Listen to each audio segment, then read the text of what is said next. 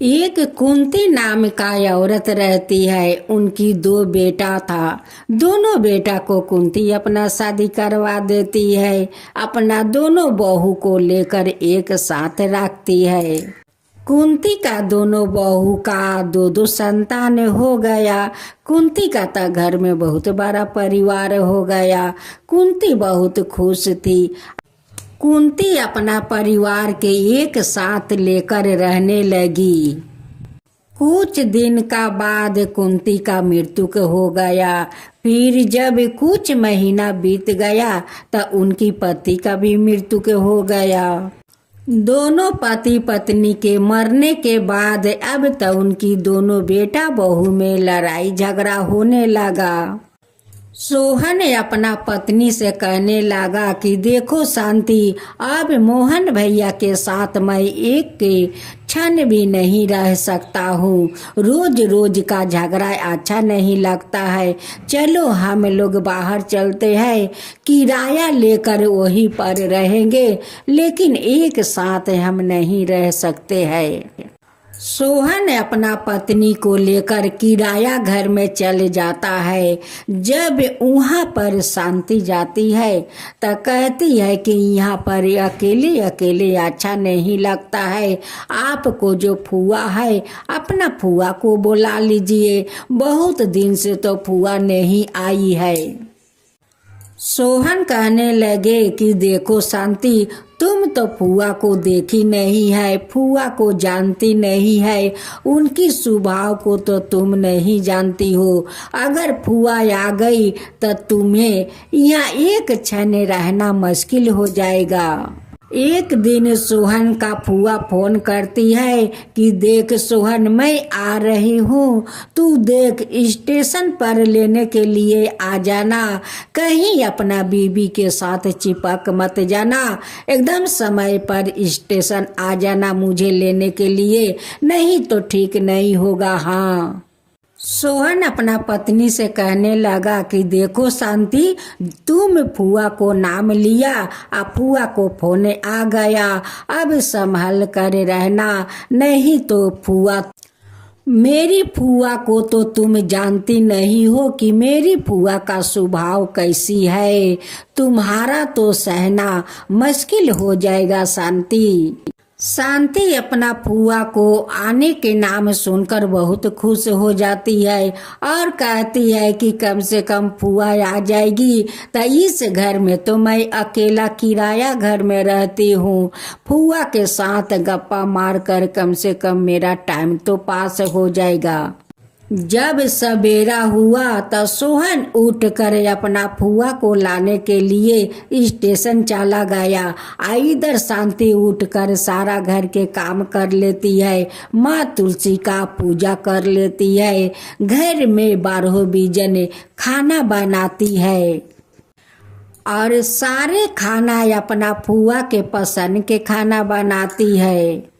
और रोहन अपना फुआ को लाने के लिए स्टेशन जाते हैं और उनकी फुआ ट्रेन से उतर कर खड़ी है। जब सोहन के देखती है तो कहती है कि अरे इतना देर क्यों लगाया रे, तू इतना देर से क्यों आया? क्या तेरा पत्नी नहीं छोड़ रही थी कि तू इतना देर से आया? सोहन कहने लगे कि नहीं फुआ, ऐसी बात नहीं है, मुझे आने में थोड़ा देर हो गया। फुआ कहने लगी कि ठीक है, ले मेरा बैग उठाओ और चल घर। जब सोहन अपना फुआ को घर लेकर आते हैं तो कहते हैं कि अरे घर क्यों खाली खाली लगता है, शांति कहाँ है? सोहन कहता है कि फुआ मैं अभी शांति को बुला देती हूँ। सोहन जाता है अपना शांति को बुला कर ले आता है कि चलो फुआ आ गई है। शांति अपना पति के साथ आती है और जीन्स और शर्ट पहन कर। जब फुआ देखती है तो कहती है कि क्या रे सोहन, तेरा यही बीबी है? तेरा बीबी शर्ट पैंट पहनती है, 2 बच्चा का माँ बन गई है और वो शर्ट और जीन्स पहनती है। शांति दूर से प्रणाम करती है। तब फुआ कहती है कि तेरा माता पिता यही संस्कार दिया है, किसी को पैर नहीं छूना, दूर से प्रणाम करना, यही दिया है तेरा माता पिता संस्कार है। शांति फुआ का बात सुनकर पैर छूकर प्रणाम करती है और कहती है कि कांति कहाँ है। सोहन कहता है कि फुआ जी, भाभी तो हम लोग के साथ नहीं रहती है, वो अलदा रहती है। फुआ कहती है कि मेरे भैया भाभी को मरते ही तुम लोग अलदा हो गया।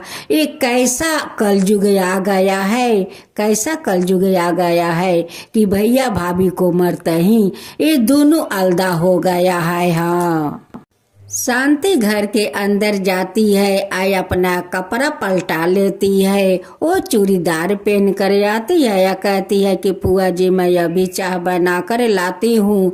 फुआ कहती है कि अभी चाय मत बना, जा पहले कांति को बुला कर ले आओ। जब कांति आकर अपना हाथ से चाय बना कर देगी तबे मैं खाऊंगी, मैं कह देती हूँ। हाँ, शांति अपना जेठानी का घर जाती है या कहती है कि दीदी फुआ जी आई है, आपको बुलाती है, आप जाएंगी तबे फुआ जी चाय खाएगी, नहीं तो वो चाय नहीं खाएगी। फिर से शांति अपना जेठानी से पूछती है कि दीदी फुआ जी का ऐसा ही स्वभाव है क्या? कहती है कांति कि हाँ शांति, ऐसे ही फुआ जी का स्वभाव है। शांति जाती है किचन घर में चाय बनाने के लिए, पीछे पीछे उनकी पति जाते हैं। अब तो शांति कहने लगी कि देखिए आप जाइए, नहीं तो फुआ जी कहने लगेगी कि देखो देखो कैसा जमाना आ गया है, पति को सामने रख कर चाय बनाती है। सोहन अपना फुआ के पास जाते हैं, तब तक कांति आ जाती है शांति के पास। कहती है कि दीदी देखिए फुआ जी आई है, उनके लिए चाय बनाती हूँ, आप भी आइए, उनकी पसंद के आप चाय बना दीजिए। आप कांति और शांति दोनों जेठानी देवरानी फुआ के पास आती है चाय लेकर। कांति अपना फुआ को पैर छू कर प्रणाम करती है, कहती है कि देख देख मेरी बड़ी बहू कितनी अच्छी है, इनकी माता पिता कितना अच्छा संस्कार दिया है कि पैर छू कर प्रणाम करती है। एक तू है निकम्मी कि तेरे झुकने में कमर टूट जाता है, दूर से प्रणाम करती है।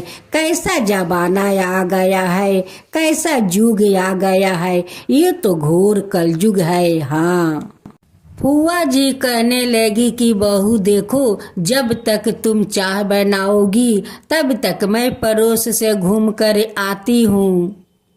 फुआ जाकर एक प्लास्टिक का कुर्सी पर बैठ जाती है, जैसे बैठती है वैसे कुर्सी टूट जाता है, फुआ नीचे गिर जाती है।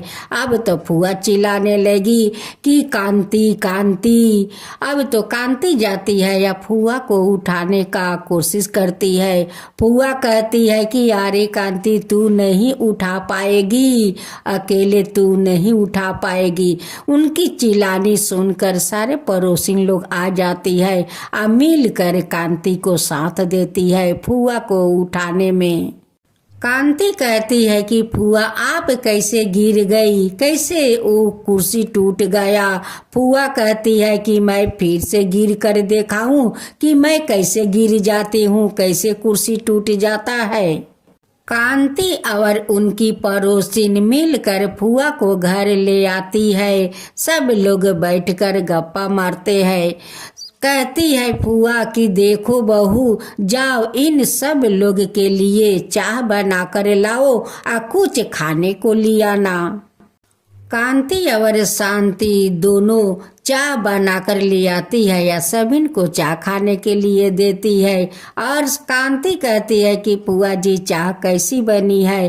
कहती है कि हाँ दूध तो है नहीं, इतना सारा दूध में सारा पानी मिला देती हो, दूध तो स्वाद अच्छा नहीं है, क्यों नहीं एक भैंस कीन लेती हो? भैंस को सेवा करना, भैंस दूध देगी तो उसी दूध से मोटा चाह बनाना। शांति कहती है कि नहीं नहीं पुआ जी, हम लोग दूध कीन कर मोटा चाह बनाकर आपको खिलाऊंगी, लेकिन भैंस नहीं रखूंगी। शांति कहती है कि फुआ जी, भैंस को देखभाल हमसे तो होगा नहीं।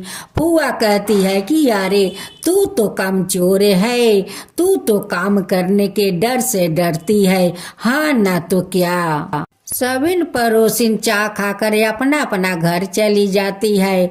फुआ कहती है कि तुम लोग खाना बनाओ, तब तक मैं पड़ोस में से आती हूँ। कांति कहती है कि देखो शांति, फुआ जी तो पड़ोसिन का घर गई है, ना जाने वहाँ पर कैसा व्यवहार करेगी। शांति कहती है कि ये तो माँ तुलसी बचा सकती है पड़ोसिन लोग का। फुआ पड़ोसिन का घर जाती है तो देखती है कि सुमन मुंह फुलाकर खटिया पर बैठी है। फुआ कहती है कि क्या हुआ सुमन, क्यों तुम मुंह फुलाकर बैठी हो। सुमन कहती है कि फुआ देखिए, मेरा एक डगी है, जब डगी का छोड़ता हूँ तो रामा जी का घर में चला जाता है। अब तो रामा बहन मुझसे बहुत झगड़ा करती है। फुआ कहती है कि क्यों डगी को लेकर झगड़ा करती है। सुमन कहती है कि जानती नहीं हो फुआ जी, उनकी पति जो वकील है उसलिए उनकी ज्यादा घमंड है। फुआ कहती है कि तेरा पति तो जज है, तेरा क्या कम घमंड है, तू भी तो घमंडी है। सुमन वहाँ से उठकर चली जाती है। रामा आती है, आकर देखती है फुआ बैठी है, वहाँ पर आकर रामा बैठ जाती है। फुआ कहती है कि क्या रे रामा, क्यों पड़ोसिन से झगड़ा करती है, एक डगी को लेकर क्यों झगड़ा करती है। अरे मिलजुल कर रह, देख आफत विपत पड़ेगा तो पहले पड़ोसिन दौड़ कर आएगी, तेरा रिश्तेदार नहीं आएगा, वो तो बाद में आएगा, आगे आएगी तो पड़ोसिन लोग आएगी।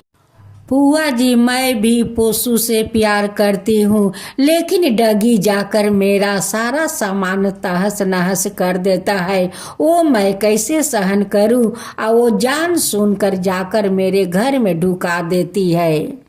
फुआ कहती है कि ठीक है, मैं सुमन को बुला कर ले आती हूँ, आमने सामने बात करती हूँ कि क्यों ऐसा करती है। जब फुआ जाती है सुमन के घर तो जाकर देखती है कि सुमन तो अंगना में बेहोश पड़ी है। अब देख कर तो फुआ चिल्लाने लगी कि रामा रामा देखो, सुमन तो बेहोश है। रामा सुनकर दौड़े दौड़े जाती है और सुमन का मुंह पर पानी का छींटा मारती है, लेकिन सुमन का तो होश नहीं आता है। अब रामा कहती है कि वकील जी तो अपना ऑफिस गए हुए हैं, मेरे पति तो घर में ही है, मैं अभी अपना पति को बुला कर ले आती हूँ, इन्हें अस्पताल ले चलकर इलाज कराती हूँ। रामा का पति आते हैं और देख कर कहने लगे कि मैं अपना गाड़ी अभी निकालता हूँ, और निकाल कर इन्हें अपना गाड़ी पर रख कर अस्पताल ले जाता हूँ। रामा का पति अस्पताल में भर्ती करवा देते हैं। कुछ देर का बाद जब सुमन का होश आया तो कहती है कि मैं यहाँ पर कैसे आया हूँ, कि मुझे ले आया यहाँ पर। रोमा वहीं पर बैठकर रो रही थी तो फुआ कहती है कि अरे रामा, तू रो रही है, तेरे पास तो दिल है रे, तेरा पड़ोसिन के लिए तुझे माया है, आज उसके लिए तू रो रही है। रोमा कहती है कि सुमन, तुम ठीक होकर अपना घर चलो, मैं तुम्हारा साथ कभी झगड़ा नहीं करूंगी, कभी नहीं करूंगी सुमन तुम्हारे साथ। सुमन कहती है कि रामा बहन, अब कभी अपना डगी को तुम्हारा घर में नहीं छोड़ूंगी, अब अपना डगी को बांध कर रखूंगी। सुमन ठीक होकर अपना घर आ जाती है। अब तो सारे पड़ोसिन मिलजुल कर रहने लगी, फुआ के संगे गप्पा मारने लगी। अब तो कांति शांति देख कर बहुत खुश है कि फुआ देखो जब से आई है तब से सभी को घर में खुशियाँ फैलाई है। शांति अपना जेठानी से कहती है कि देखिए दीदी, हम लोग का बिखरा हुआ परिवार फुआ आकर एक कर दी, हम लोग का परिवार को एक मिला दी।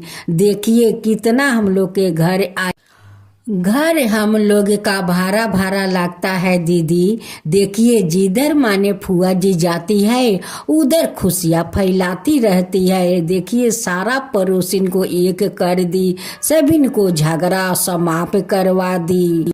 शांति कहती है कि फुआ जी आप तो कमाल कर दिया, जहाँ जाती है वहाँ पर कमाल कर देती है। शांति कहती है कि फुआ जी ऐसा लगता है कि माँ तुलसी हम लोग का घर में आ गई है और सब परिवार को एक मिला रही है, सारा पड़ोसिन को एक मिला रही है, घर घर घूम घूम कर सभी को एक कर रही है फुआ जी। फुआ जी कहती है कि हट तू इतना मेरा तारीफ मत कर, मैं कोई भगवान नहीं आई हूँ, मैं तुम्हारा जैसे मनुष्य हूँ। कांति और शांति दोनों बहुत खुश थी, बहुत खुश। शांति कहती है कि फुआ जी आज बताइए, आज मैं आपका पसंद के सारा खाना बनाऊंगी।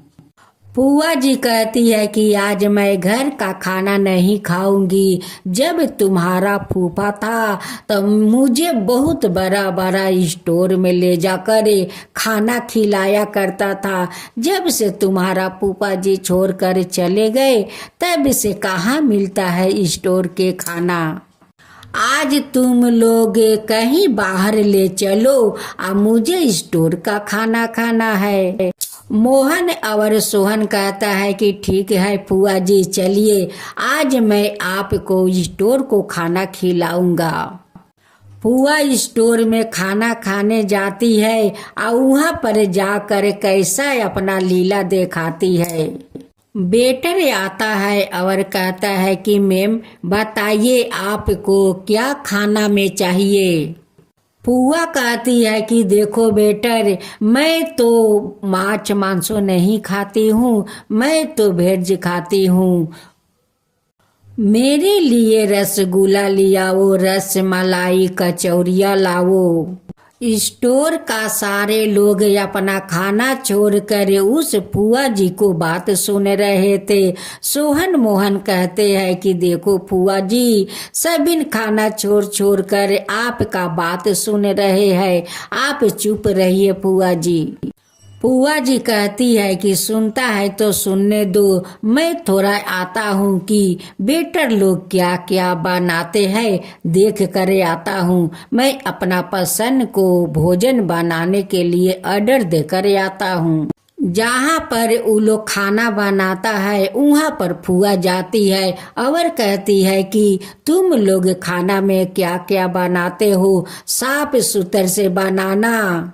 एक वेटर कहता है कि नहीं फुआ जी, आप उधर मत जाइए, हम लोग जहाँ खाना बनाते हैं वहाँ पर कोई को नहीं जाने देते हैं, आप मत जाइए। फुआ कहती है कि मुझे देखने दो तुम लोग का अनहार कोठरी, कि तुम लोग साफा रखे हो या है गंदा। सोहन मोहन जाते हैं, अपना फुआ को हाथ पकड़ कर ले आते हैं और कुर्सी पर बैठाते हैं। तभी वेटर लोग खाना ले आते हैं। फुआ कहती है कि खाना का तो सुगंध बहुत अच्छा है, इसलिए तो तुम लोग का इतना देर हुआ बनाने में। सभी लोग खाना पेट भर कर खाया। जो लोग पहले से उस स्टोर में बैठे हुए थे वो लोग तो सारा खाना को बर्बादी कर दिया। उस दरवाजे पर 4-5 गरीब का बच्चा खड़ा हुआ था। एक वेटर आता है और उस गरीब बच्चा को वहां से खेदाता है। फुआ देख कर कहती है कि वेटर, उस बच्चा को इस स्टोर से मत निकालो, उसे भोजन दो। तुम्हारा जो इतना भोजन जो नष्ट हो गया, वो भोजन अगर गरीब के खिला दो तो जानते हो कितना तुम्हारा पुण्य होगा। उस सबिन बच्चा को तुम खाना खिलाओ, उसका पैसा मैं दूंगी। सबिन बच्चों पेट भर के खाना खाया और फुआ जी को धन्यवाद दिया कि आपके कारण आज हम लोग का अच्छा खाना मिला है। हम लोग का तो ऐसा खाना कभी नहीं मिलता है। आज आप हम लोग के इतना अच्छा खाना खिला करे हम लोग का ऊपर कृपा किया है मैम, हम लोग का ऊपर कृपा किया है। फुआ जी का सारा परिवार देखकर फुआ जी को तो हंसने लगे कि फुआ जी आप जहाँ जाती है वहाँ पर कमाल कर देती है। फुआ जी आप तो चमत्कार कर देती हो। कहीं पर परिवार का मिल करा देती हो तो कहीं पर जाकर झगड़ा छोड़ा देती हो, वो लोग में मिल करवा देती हो। कहीं गरीब बच्चा को खाना खिलाकर पेट भर देती हो। तो ये तो एक भगवान से कम नहीं हो फुआ जी। सारे स्टोर का लोग फुआ जी को गाड़ी पर उठाने के लिए आते हैं। जब फुआ जी गाड़ी में उठती है तो सारे लोग का आंख भरे आते हैं। फुआ जी कहती है कि क्यों तुम लोग के आंख भरे आए। फुआ जी कहती है कि देखो आप लोग अपना आंख के आंसू पोंछ लो, मैं फिर से इस स्टोर में आऊंगी। फुआ जी घर आती है और शांति और कांति से कहती है, सोहन मोहन से कहती है कि देखो मेरा तो इतना दिन हो गया, मैं अपना घर जाना चाहती हूँ। मोहन एक गाड़ी बुलवाता है या फुआ को अपना गाड़ी पर उठा देता है। जाते जाते माँ तुलसी रास्ता में मिल जाती है। माँ तुलसी फुआ जी को धन्यवाद देती है कि फुआ जी आप तो धन्य हो, जहाँ जाती हो वहाँ कमाल करती हो, सभी का मिल करवाती हो, परिवार को एक करवाती हो, गरीब का भोजन करवाती हो। माँ तुलसी कहती है कि फुआ जी आज मैं भी आपको आशीर्वाद देती हूँ कि आप जुग जुग तक जियो, ऐसे ही सबका परिवार को मिलाते रहो, सभी गरीब को पेट भरते रहो। फुआ जी माँ तुलसी को प्रणाम करती है, कहती है कि हे माँ तुलसी सबका घर में बसिए और सबका घर हरा भरा बना कर रखिए। फुआ जी अपना घर चली जाती है या माँ तुलसी वहीं पर अंतर ध्यान हो जाती है।